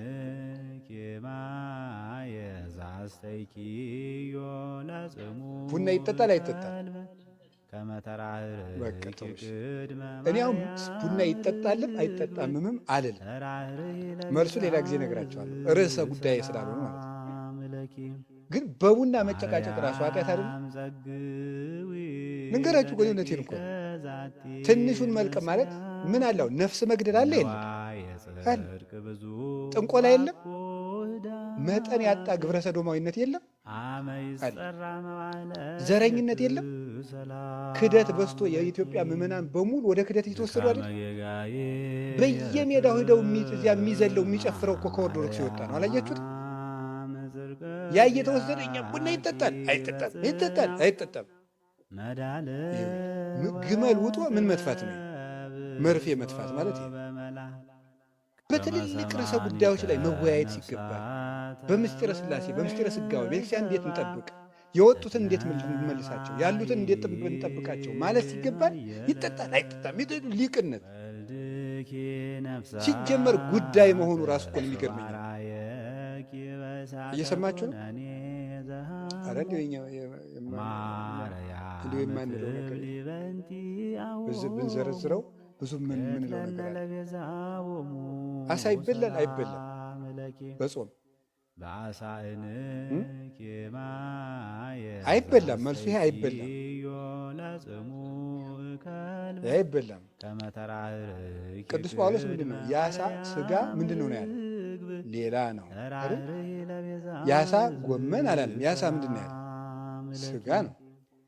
ስጋ ነው፣ አይበላም። ግን ይበላል አይበላም ጉዳይ ራሱ ማምጣት ወደ ቤተ ክርስቲያን የቤት ስራ ማምጣት በራሱ ስንት ጉዳይ ያላትን ቤተ ክርስቲያን ስንት መከራ ውስጥ ያለችውን ቤተ ክርስቲያን ትንንሽ ጉዳዮችን ይዞ መምጣት።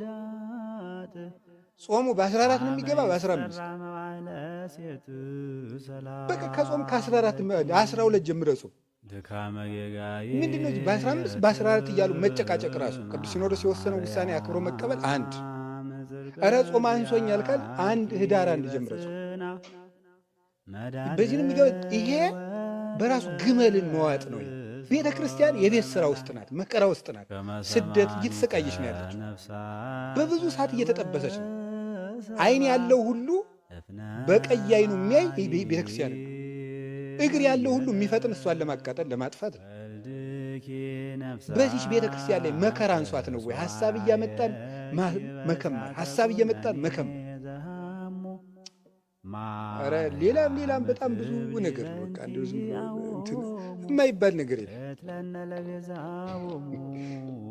ለመክሰስ ስባት ይባላል ብሎ ሊጠይቅ ይችላል። ነው ለምሳ ብቻ ነው ሰው እኮ መከረኛው እንደው ሰው ያልገባው መከራ የለም። አሁን ይህ ሁሉ ምላችሁ ለምንድን ነው? እንዲው ችግር አላጣንም፣ እባካችሁ ችግር አላጣንም። በትንሽ ነገር መጨቃጨቅ ትልቅ ነገር እያለ ትልልቅ ጉዳይ እያለብን ትልቅ ዓላማ እያለን ትልቅ ጉዞ እያለን ፊታችን ላይ ዘንዶ አፉን ከፍቶ እየጠበቀ በትንንሽ ነገሮች እየተባላን ቤቱን ማቁሰል ቤቱን መፍታት ጉዳይ ያጣን። እኛ እኮ መከራ ያጣን ሰዎች ነን። እኔማ አሁን ሳየው ምን ማለት እንደሆነ ገብቷቸዋል። መከራ ቸገረኝ እኮ ነው ይሄ ማለት። ወይ ጉድ! ሰይፍ እያለቁ ወንድሞቻችን እህቶቻችን እየታረዱ እየሞቱ ዛሬ ያየነው ነገ እያጣ ነው። በትንሽ ንግድ መጨቃጨቅ እና ይሄ ነው። ከቃሉ ጋር ናችሁ። እንዲው ልንገራችሁ ቤተ ክርስቲያን ውስጥ ገብታችሁ ራሱ እንደዚህ ይላል እንዴ አንድ ቅዱስ ጻድቅ ነው ከበረሃ አባቶች አሉ እና ምንድነው የሚለው? ወንድምህ ቤተ ክርስቲያን ውስጥ ንባብ እያነበበ ንባብ ሲያበላሽ ስትመልሰው የሚቆጣ ከሆነ ቶው ንባቡን አንተ ዝም ብለህ በልብህ እየመለስክ ስማ ይላል። ንባቡን እንዳይነጥብ አንተ በምን መልሰው? በልብ እየመለክ ቶው ዝም እንደ ፈረስ ይጋልብበት። ያያችሁ ለፍቅር የሚከፈል ዋጋ እያለው ቃል እግዚአብሔር እንኳን እያበላሸ ቢሆን የሚቆጣ አይነት ሰውዬ ከሆነ ምን በለው ነው ቶ አንተ ግን ቀለሙን በልብ መልሰው። እስከዚህ ድረስ ነው ለሰው የምንጠነቀቀውና ጉዳይ አርክን መጨቃጨቅ እንትን አይባል እንትን ይሄን በለው ይሄን። እግዚአብሔር እንግዲህ ለትልቅ ነገር እንድናስብ ይርዳል። ትልቅ ነገር ነው ማየት ሀባ አሎ ገደላ እኛ የኛ ንስርነታችን አሞራነታችን አንድ የሚሰበስበን ቅዱስ ሥጋ አለ። ያ ማን ነው?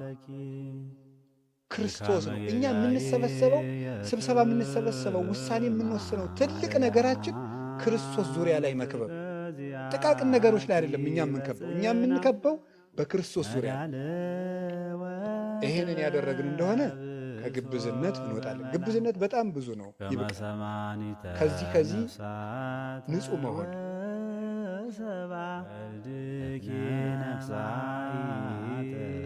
አይሁድ ለምሳሌ ያደረጉትን ንገራችሁ። ለምሳሌ የአይሁድን ግብዝነት ላሳያችሁ። ሰውየው እጁ እንደዚህ ብሏል፣ እንደዚህ ያለ ነው እድሜ ዘመኑ።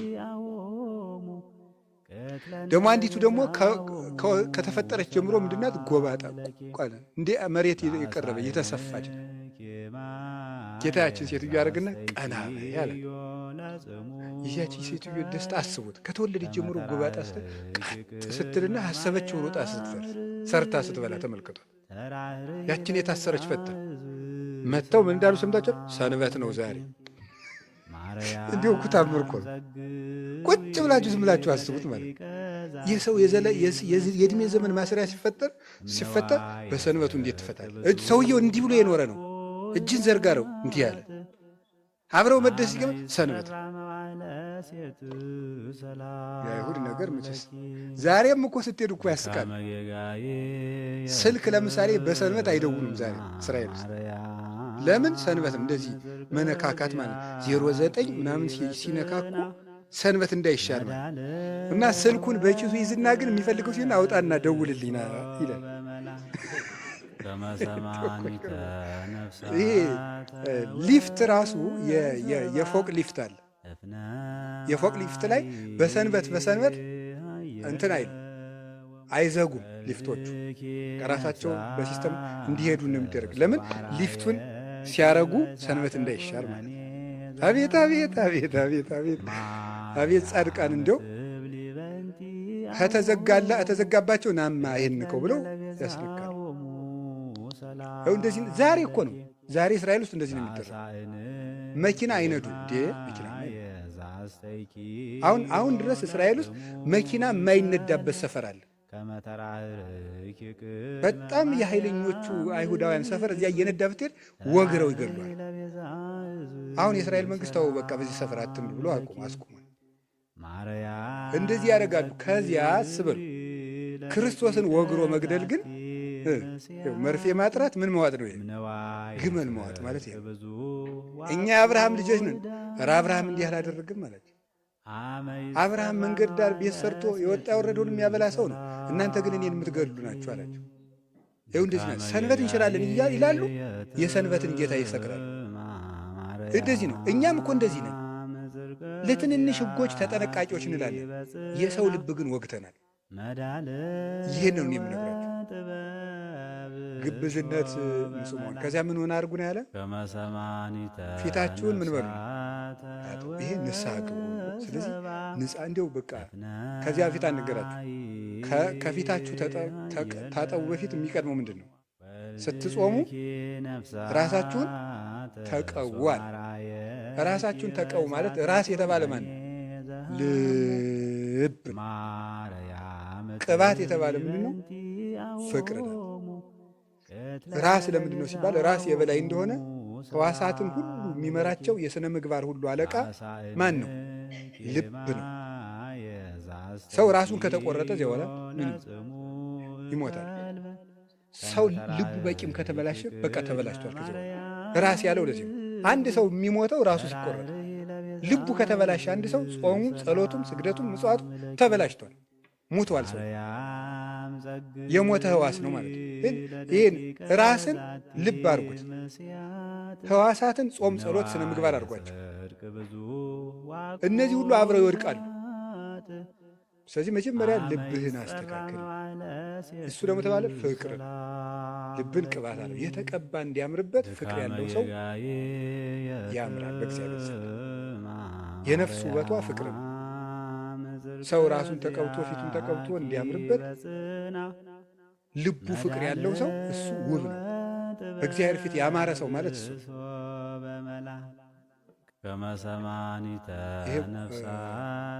በቀረ ይሄ እንትን ቆዳ ታውቃላችሁ?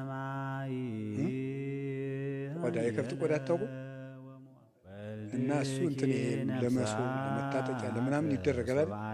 መጀመሪያ ምንድን የሚያደርጉት ያደርቁታል። ያንን እንዴት ከራራ እንደሆነ ታስታውሳላችሁ? ወግቶ እኮ ይጥላል፣ ሰብሮ ይጥላል። እርጥቡ በሬው ልታረድ ሲያሰጡ እንደዚያ ከራራ የሆነ ሰው እያለ ሰው አለ። እንደዚያ ቆዳ ማለት ሲለፋ ግን መኝታ ይሆናል። ጎርባጣ ለሰው ሁሉ መጎርበጥ አይገባም። እንግዲህ ፍቅር ይኑራችሁ። ልባችሁን ከምን አንጹት ነው? ከቂም አንጹት ነው። የንጽህና ሳምንት አይደል? ከዚያ በኋላ ምን እናድርግ ነው? እንዲያው ቂምም ይዘን ሰንብተናል። ኃጢአትም ነግሶብን ሰንብቷል። በዝሙትም በሌላውም በውሸቱም በስርቆቱም በአመንዝራነቱም በዚህ ሁሉ ረክሰናል። እንዲያው ምን እናድርግ ስንለው ደግሞ ቸር አይደል እሱ እጽቡ ገጸክሙ በምን ታጠቧልና? አሁን በንስሐ ታጠቧል ማለት ይሄን ሰርቶልን በንስሐ ወለም መኮነ ኃጢአትክሙ ከመለይ አጻአደወ ከመበረት ኃጢአታችሁ እንደ አለላ ቀይ ቢሆን እንደምን አነጻዋለሁ ነው ያለ። እንደ በረዶ እንደ ባዘቶ ነጭ አድርገዋል ብሎ ትንቢተ ኢሳይያስ ምዕራፍ 1 ላይ ነበር። ኑ እንተዋቀስ ይቤ እግዚአብሔር ኑ እንዋቀስ ይላል። ኃጢአታችሁ እንደ አለላ ቀይ ቢሆን እንደ በረዶ ነጭ አደርገዋለሁ። እግዚአብሔር በንስሐ የሚምር ንስሐን የሚቀበል መፍቀሬ ሰው ወእግዚአ ኩሉ ፍጥረት ወፍቅሬ ባለሙያው ጸጋወነ እግዚኦ ስሬታ እንለው ደስ ለማበስነ ለከ አዎ ባይምሮ አዎ በያለ አዎ በተናግሮ አዎ በላይሰር አዎ በግብር በመናገርም ቢሆን በመስራትም ቢሆን በእውቀት ማነስም ቢሆን በልቡና ክፋትም ቢሆን የሰውን ድካም አንተ ታውቃለህና ይቅር በለን። ጸጋወነ እግዚኦ ስሬታ ኃጢአትን ኃጣዊነ ባርከን ነው ቀድሰን ነው አግዘን ወንጽሐን እንለው እግዚአብሔር እንድንበድል ያውቃል። ስለዚህ ሰውነትን ካሮዬ ስነ ምግባር ለይቶ ንጹሕ ማድረግ ደግሞ እስከ ዛሬ ራሳችን ከኃጢአት መለየት ካቃተን በንስሐ ታጥበን 40ውን ጾም በንጽሕና እንቀበል። የዐቢይ ጾም ጉዞ በትሕትና ጀምሮ ወዴት ሄደ? አቤት ወደ ንጽሕና። እግዚአብሔር ዝቅ የሚል ልብ ሰጥቶ ሰውነታችንን ያንጻል። ትሑት ከሆንክ ምን ትሆናለህ? ትሑት ከሆንክ ለቄሱ ዶ መናዘዝ ምንድን ነው? ቄሱም ሰው እኔም ሰው፣ እሱም ኃጢአተኛ እኔም ኃጢአተኛ ማለት ምን ነበረ? ትዕቢት ነው። ትሕትና ሲኖርህ እንድትነጻ ወደ ማን ትሄዳለህ? ወደ ካህኑ ትሄዳለህ። ከካህኑ ስትናዘዝ እግዚአብሔር ያነጻል። ስለዚህ ብፁዓን ነዳያን በምን በመንፈስ አለ። ቀጥሎ ምንድን ነው የሚለው? ብፁዓን ምን አለ? ነዳያን። 10ሩ የንስሐ ማዕርጋት ናቸው ውስጥ የተቀመጡት። ይህን ስዘረዝር አሉ ብፁዓን ነዳያን አለ። በመንፈስ ነዳያን የሆኑ ሰዎች ምንድን ናቸው? ንዑዳን ክቡራን ናቸው። ራስህን ድሃ አድርገህ ራስህን ንቀህ ዝቅ ስታደርግ ወዴት ትሄዳለህ? እንዳንተ ወደሚበድለው ቄስ ልትናዘዝ ትችላለህ። ከዚያ ነዳይ ራስህን ታደርግና ሂደህ ከቄሱ ብፁዓን ምን የሚሉ እለ ይላሃው ሂደህ ደግሞ ከቄሱ ራስህን ዝቅ አድርገህ ታለቅሳለህ ማለት እስመ እሙንቱ ይትፌስሑ መንፈስ ቅዱስ ትፍሲት መንፈስ ቅዱስ ይመጣና በንስሐ ያዘነውን ልባቸውን ደስ ያሰኛቸዋል። ስለዚህ ትሕትና ወደ ንጽሕና ይወስዳል ማለት ወደ ትሕትና ይወስዳል። ወደ ትሕትና ወደ ንስሐ ይወስዳል። ንስሐ ደግሞ በክርስቶስ ደም ወደ መንጻት ይወስዳል። እንግዲህ በቅድስት ዐቢይ ጾም ከትሕትና ወደ ንጽሕና ያደርሳል። የሚቀጥለው ደግሞ የት እንደሚያደርሰን በክፍል 2 እናያለን። ጾሙ መጥቷል። በትሕትና በንጽሕና ከዛሬ ጀምረን ራሳችን አንጽተን እንቀጥል። እግዚአብሔር ሁላችንን የሚያንጻን። ወስብሐት ለእግዚአብሔር። ይቆየ